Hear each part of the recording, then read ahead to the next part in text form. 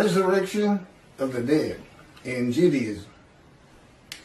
The Rambam, I think this is how you say it, Maimonides, compiled what he refers to as the Shlohah Asar Ikkarim, the 13 fundamental principles of the Jewish faith, as derived from the Torah.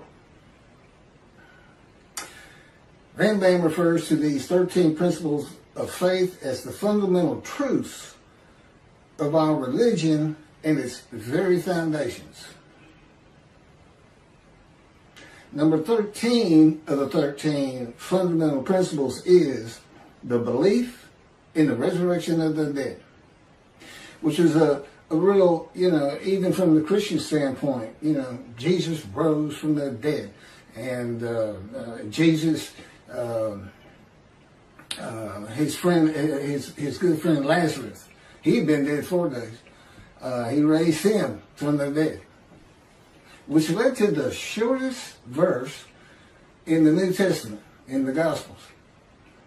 Jesus wept. That's all. One verse. Jesus wept. And he did after raising Lazarus because people still didn't believe who he was. I thought that was an interesting tidbit. Ezekiel 1 and 10 are together a vision.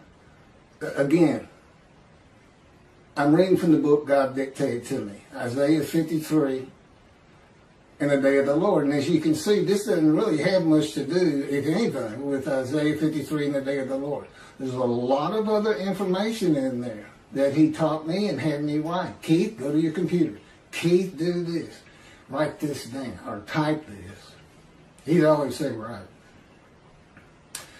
Ezekiel 1 and 10 are together a vision of the resurrection of the spirits of the dead to heaven. The creatures later identified as cherubs, which is a type of angel that are on the ark, with the Spirit are going to and fro, east, west, north, and south, adding eyes to themselves and to the wheels, and taking them to the platform of heaven at the entrance of the eastern gate of the house of the Lord, with the presence of the God of Israel above them. All of Israel, whose name will endure in the heaven God is creating, that are righteous and in right standing with God, are the eyes of the eyes on the cherubs and in the wheels. The eyes represent the eyes of the spirits of the dead, a spiritual heaven. Now, back in antiquity and even into the Middle Ages, that wasn't a great thought, so to speak, because everybody feared the God. I mean, they felt like everything that bad that happened to anybody was because God was angry. Just angry. And they had no knowledge of science or medicine. And yet they missed their loved ones so much. And so they'd go out to the cemetery or they'd go out to the grave plot and just look at it, and they would wish that loved one would just rise up out of the dirt and be them again, not in spirit. I mean, that's just what it was. I mean, it was an age of ignorance of the highest order. People couldn't read. There were no schools to speak of. They were like, everybody acted on emotion. And, and your basic personality from your soul, like a mean old soul, this and that. And not a lot of reasoning capabilities. You gain a lot of ability to reason by going to school, even though you're learning stuff you'll never use. It helps your reasoning capabilities. And, that's when everything changes. You have to read the Bible for two different eras. There's antiquity in the Middle Ages, and then we had the age of reasoning, the age of medicine. This is all called the Common Era. Science. literature, everything. All these different changes, which leads to, of course, the age of information and now the internet. And it's written into there, and I'm about to show you one of them right here. So, I don't know how this was interpreted by Rambam, but he's talking about the resurrection of the dead based on Ezekiel 37. Rise, old bones, rise. Okay? But this got missed. And that's why there might be fundamental principles that, as you're going to see as I go on, and God again dictated this to me. Some things that are part of your religion that come from antiquity and the Middle Ages have to be reassessed. Judaism is supposed to be a very rational, logical, intellectual religion. But boy, a few things got dropped along the way, and my pointing them out is a proof of who I am. I am God's righteous servant. And I handle everything that his other three righteous servants, Moses, righteous and a servant. David, righteous and a servant. Elijah, righteous and a servant. And yet we only have a description of one man for this day. The righteous servant of God. So, effectively, I am the righteous servant of God. His servant David, a shepherd. Again, Rambam. 2 chapters on King Moshe. And he's just making it up. Just making it up as he goes, just like he did the Messianic era. Can't back any of it up. A shepherd. Elijah and the prophet like Moses. And this is the prophet like Moses. Moses did 2 things. He led the Exodus and he wrote the Torah. God dictated it to him.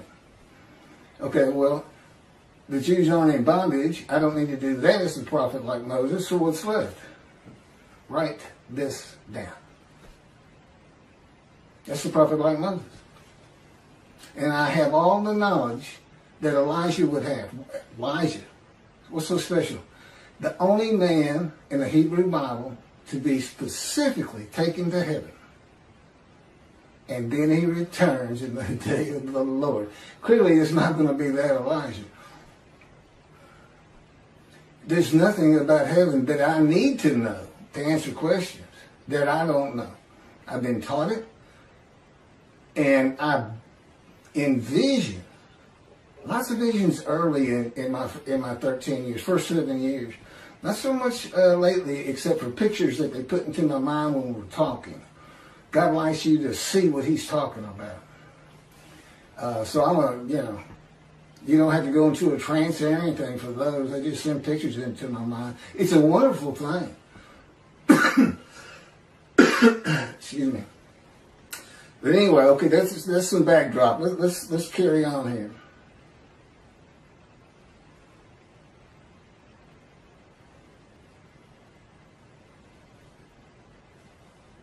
Okay, there's the eyes. Okay, a spiritual heaven. That's where I left off. And this is Isaiah 65, verse 17 through 18. For behold, I am creating a new heaven and a new earth. The former things shall not be remembered. And I know why that is and how it occurs. They shall never come to mind. Be glad then and rejoice forever in what I am creating. For I shall create Jerusalem as a joy and her people as a delight. And this is Isaiah 66, verse 22. For as the new heaven and the new earth, which I will make, shall endure by my will, declares the Lord, so shall your seed and your name endure. Spiritual heaven. God, what's this all about? What are you doing? I'm going to make a new earth and a new heaven. The new heaven is the spirits of the Jewish people. With the name Israel endures. Considered angels. The angels Israel is how he refers to it. That's what makes it a new heaven. A new host of angels. So, In the new earth, the same story again. You get to watch it. You get to watch it, Jewish people. You don't want to miss heaven. Now, I've been there. Generally, I can still sense my body. But I've been there in pure spirit. And but he tells me you'll feel your body, your physical form. But he's going to have another chosen. He's going to basically just run the story again. And you get to see how it really all played out from the get-go. And of course, time means nothing to you. You don't want to miss it. And that's my proof of an Elijah. I just showed you the prophet like Moses. There's my Elijah. Can't really show you a David except for I bring the reckoning in the dismissal of the rabbis, which is on plenty of videos. God has, I am the reckoning and I am the wrath on Christianity. And how you fit the Messianic era into the wrath on Christianity, how you can say Moshe perfects the world, and yet he's got to bring the wrath of God to the Christians and the Gentiles in general. I don't know how you put it together. I mean, you cherry pick. Let's take the stuff that we really like and the stuff that sounds kind of ominous, like utter destruction, or I will hurl your glory to the ground if Elijah doesn't get done what I want him to do, clear the way, which, by the way, is building the third temple. That's what I got to get done, in case you want to know. But I got to be recognized. People got to read all this and go, well, we got to go with this. Because he couldn't possibly know this. I was an atheist for 50 years, as if that matters. I mean, the greatest rabbis, Rambam, this, that, people today, Jews for Judaism, Tovia Singer saying 53 is the people Israel as one, all Jewish people as one man. None of it makes any sense. Tovia bases it on the Holocaust, that there was a guilt offering. Let's go to Leviticus. He went Christian. He's going to use the animal, sacrificial, and worship laws for a human being. And that's adding to Leviticus. You're not supposed to add to or take from anything God had written. The Christians killed one son. Tovia Singer's got him killing 6 million so that they would go back home. Yeah, that's not God. He knew you'd come back. He knew you'd get driven back. He didn't have to lift a finger. And then Michael Skoback and whoever wrote their commentary, it's another person, but I only hear Skoback talking about it. It's based on the Messianic era, where the world realizes the Jew has been right all along, a great exaltation, this and that, never gonna happen. His whole commentary is based on something never gonna happen. You know, where's the day of the Lord? Where's utter destruction? Where's vengeance? And where's God's representation? Where's his Moses? God's coming to, you know, clearly it's Moshe, but you better get a description. I mean, you got a description. I still can't get anybody to talk to me. Does shun, despise, and held no account ring a bell? Because God knew it was going to be like this in the beginning.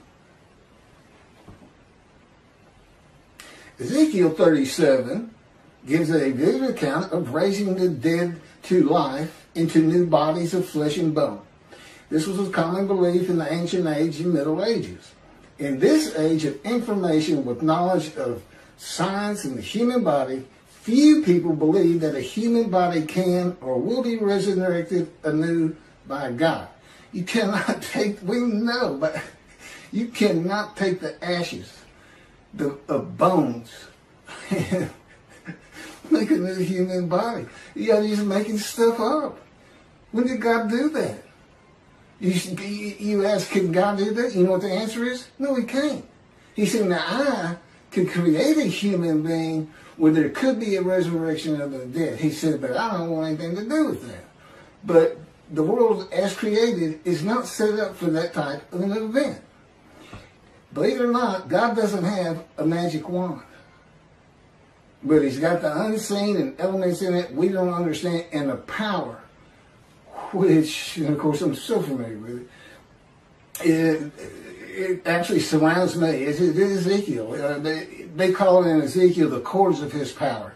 To me, it just completely surrounds every inch of my body and my head. It just surrounds me. I mean, he can move my hands wherever he wants and turn me around, twist me like a top if he wants, slam me to the ground, I've mentioned.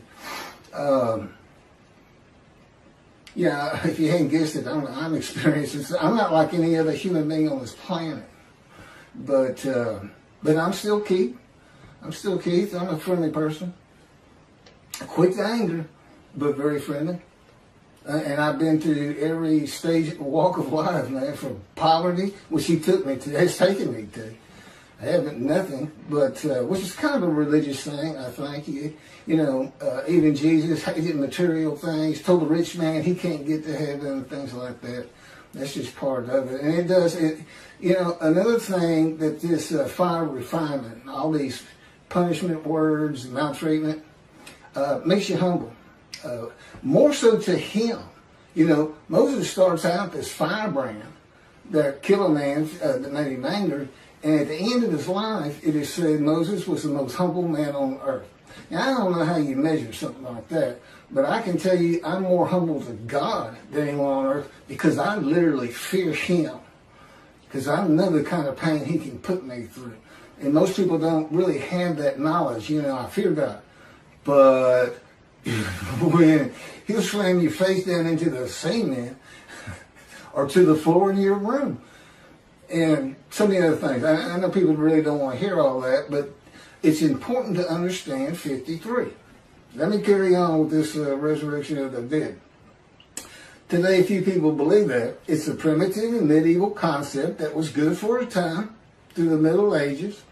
That is why God provided visions of heaven, conforming to the beliefs and world of the Jewish people in the Middle Ages and before, and a spiritual heaven for a more enlightened time of reasoning and knowledge. Do you understand what I just said? The Bible has to be read with an understanding of antiquity in the Middle Ages and those people and who they were. And it's also written for people of this day, modern age, knowledge, information, science, medicine, reasoning. You can't just say, or sages say. Well, do you agree with it? That's the next question. You're not going to agree with the 13th principle when I get done. The burden on Israel and the practicalities of such an event of millions of people suddenly appearing in the land from the time of Abraham to today is unimaginable. You got 6 million from the Holocaust alone. Many would be illiterate and savage, and few would be trained to work in this society. This would include the Israelites for 400 years as slaves in Egypt. What are you going to do with those people? Run. God says run. This is what you're going to do. It'll scare you to death. All would have to be housed and fed and educated, illiterate and savage. It'd be a prophecy that destroys the government of the state of Israel. I don't even know if you could fit them all in. From the Israelites in Egypt to the Holocaust, since the Holocaust. I know it's millions. I just wonder if you start hitting 1 billion. I don't know. It's a ridiculous concept. And when I sit there and I watch and I listen and I hear rabbis do this, I understand why God dismissed them. Basically, you're going to have to get all this straight. If you want to remove yourself from dismissal, rabbis, and enter the scroll of the remembrance of Malachi 3, which is what takes you to heaven, if you want to remove that, you better go read these books. It's just 2 of them. One of them is my life, the life of God's righteous servant, Isaiah 53, and that's to show how I fit the verses. That's what it's all about. And then that's the first 7 chapters. There's 14 or 15. And then God speaks to me. And from that point, it's all about him and me. It's pretty interesting. It's a pretty interesting time. And it continues. And And I guess at the end of my life or at some point, we're going to do it again for the finale until he decides that it's time for me to die, that's how I'm going to die. He's just going to make the decision like he did with Elijah.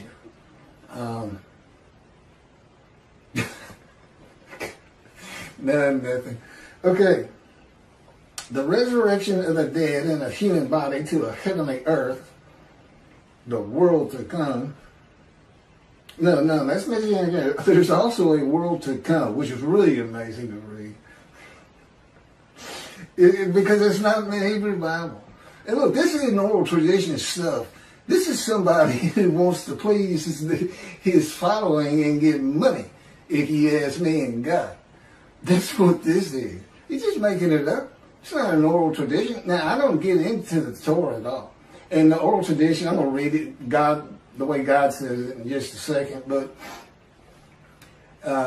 we don't get into that at all. I know Rambam said Moshiach would read Torah day and night. Well, no, I don't. But I definitely am a scholar on the prophets and the day of the Lord and everything I've been talking about 45 videos that we keep flipping. Find you a motorcycle and just stick with it the last 2 or 3 because, you can go back 4 or 5 and we're just redoing them to keep them circulating and adding. Like this is brand new. I may have touched on this before, but we're adding, throwing a couple new ones in here and there, and eventually I may end up being a vlogger, I think they call it. See, this is what I'm doing today. I'm going to go ride on a motorcycle. God promised me. He's had me in poverty for 13 years, and but he told me one day we'll get a motorcycle again because I've had one before, a Harley, but anyway. The resurrection of the dead, okay, that's not the world to come. I got to change that. And you say, wait a minute, God dictated that. Why you got to change it? That's to tell you I still had to live the human experience. To truly still feel like I'm Keith, I got to do something dumb like that sometimes. I still got to forget things. Yeah, I got to live the human experience. And of course, my response is, why? Don't want to live the human experience. God says, I decide all things, thank you. So anyway, we have a good relationship. He's got a great humor and a personality far different than you get from the Hebrew Bible. Because it was meant for, first and foremost, antiquity. You're supposed to be angry. You're supposed to be, that's it, putting a plate on all y'all because David failed a test of mine. He took a census. That kind of thing. But he's really a joy to be around. He doesn't like to talk that much, but the angel of his presence, the Holy Spirit, he does. And sometimes he'll talk, and it sounds like it's God. But then I can tell it's not. Totally different voices. Totally different. He's got a voice of a 5-year-old. I sometimes tell him it sounds more like a cartoon than me. But and God just sounds like a very mature man.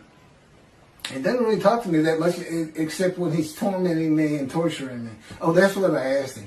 I said, I see all these words: wounded, chastised, bruised, crushed, maltreated. I said, where's torture and torment?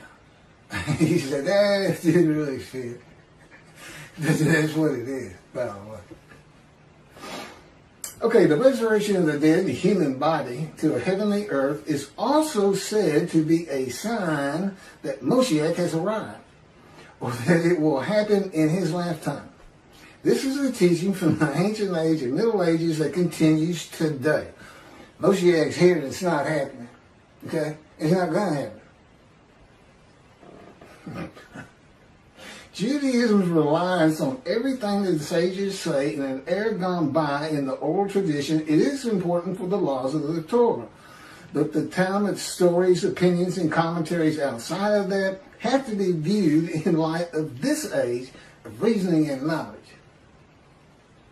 The day of the Lord and the arrival of God's servant David, see, he calls him David, a shepherd, according to the prophets, must be interpreted with the evolution of humanity from the ancient age to the age of information in mind, the eras in between, and in the eras to come. I'm not sure what that one means. By the way, he doesn't always explain everything to me. I'm not on the executive committee. I don't make decisions. I don't decide when I go to sleep. I don't decide what I eat. I don't decide what I get to watch on TV. I don't get to decide when we do this. It's 3:30 in the morning, and he just said, just out of nowhere, you know what? Let's do another YouTube video. I've been having computer problems, and suddenly, the problems with my computer that I've been suffering through for 2 to 3 days, brand new computer. I got with my stimulus check. God says, go to Microsoft support. He still won't just tell me, but I found the answer. And basically it was hold the power button down for 20 seconds. He had let me suffer angst, unhappiness, sadness. What am I going to do? Do I throw this away? I know I got a warranty, but I don't even know where these people are. I got it over the internet. See, he'll let me do that. He says, and the reason is, the day is coming. The day is coming. But you're not going to feel those things anymore.